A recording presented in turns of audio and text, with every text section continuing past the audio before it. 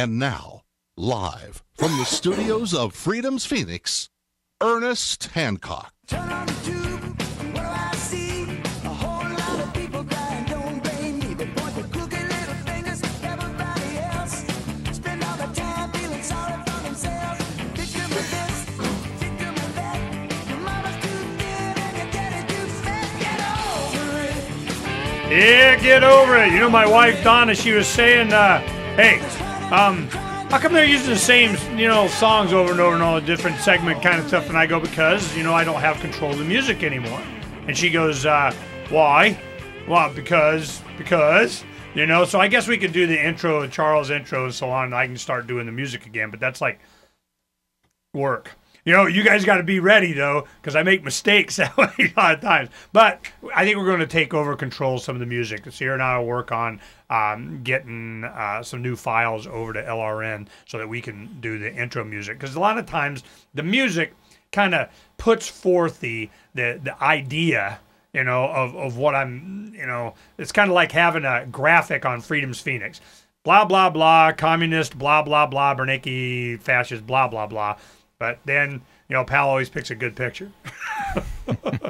Now let's go ahead. Now, sometimes you may see when I make a mistake on the mouse goes down to the bottom right on my screen. This picture will come up. This is my screensaver.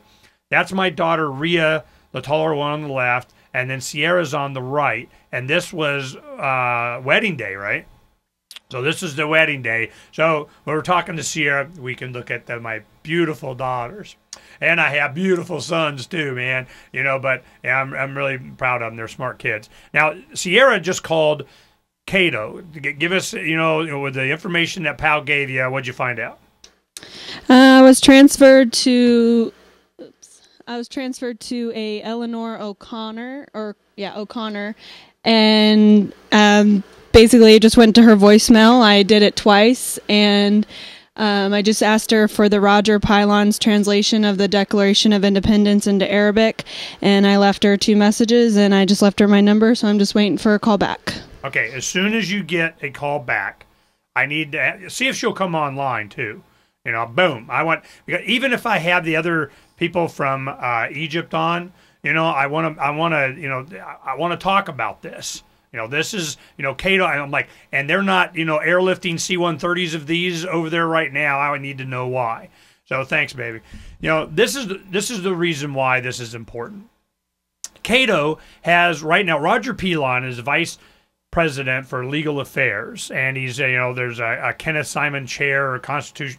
He's the chairman of this constitutional studies and director of the Center for Constitutional Studies at the Cato Institute. So he holds a couple of positions, and he's a big attorney guy. All right. Now I guess I don't know if he speaks Arabic or not, but he's responsible for having this. Now take a look at this, and those of you online, you can see this. It's a green book in Arabic, so like, people walking around with their constitutions and Declaration of Independence, Bill of Rights, they have done it to where in facing pages, you have on one side it's Arabic, on the other side it's in English. Cool.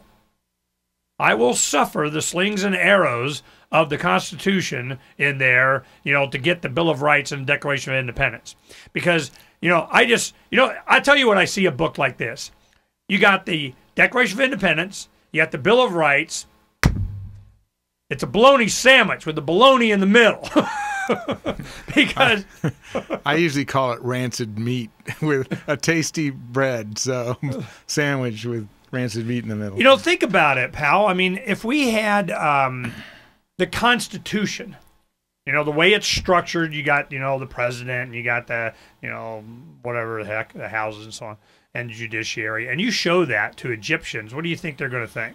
They're going to say, what the hell is this? You guys aren't living under a constitution. And they can see... And they can see this is what they're trying to give them, our supposed Western democracy we're trying to promote, which is like, it's garbage. Voting, you'll get to vote. It's like, yeah, we get to vote for either Barack Obama or John McCain. There's a choice. The one thing that I think is interesting is if I was a young man in Egypt and I saw this, I would immediately be putting names into those categories that I knew would wind up there. Who's going to be president? It's going to be Mubarak and or Henchman. It's going to be who's going to be appointed, as the first round for the Supreme Court. Who's going to make up the Senate and the House? Who's going to approve all these treaties? And it's not them, okay? This Constitution, Lysander Spooner thing, man. Hey, if it didn't, cause it, it didn't prevent it.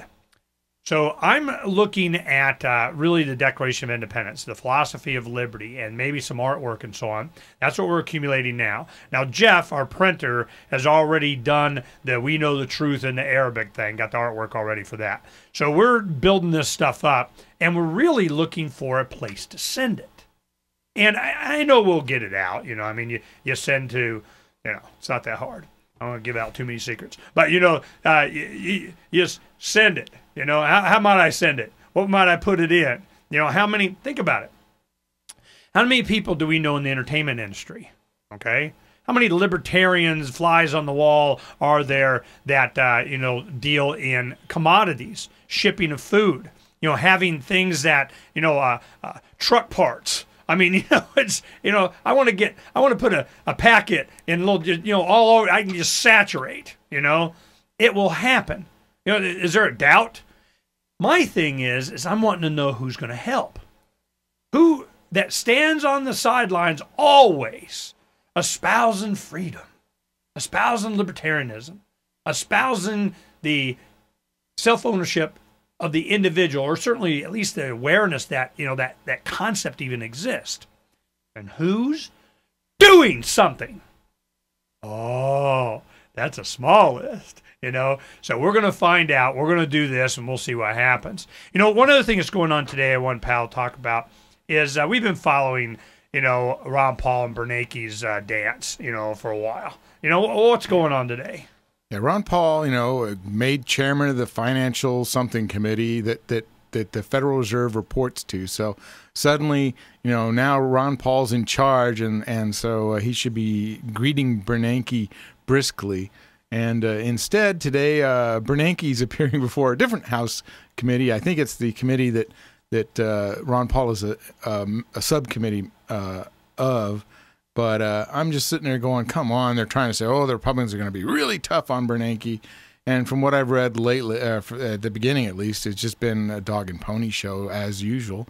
And so I guess today Ron Paul's also holding his own hearings at the same time.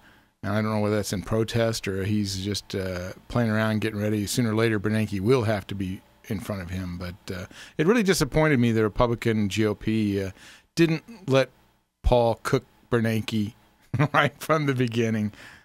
Even if you just need a dog and pony to whip, while hopefully everybody ignores the grotesque fiscal mismanagement that this country's experienced for the last 30 or 40 years. Well, we got articles up on Freedom's Phoenix right now. It's talking about a poll. Ron Paul has a greater chance of beating Obama than Palin does.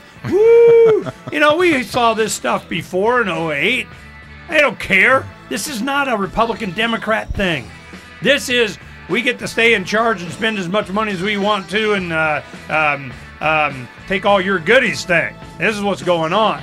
So now we have Ron Paul is right now having 2 Austrian economists and 1 Keynesian making their cases. That's what's going on while Bernanke's out there blah, blah, blah.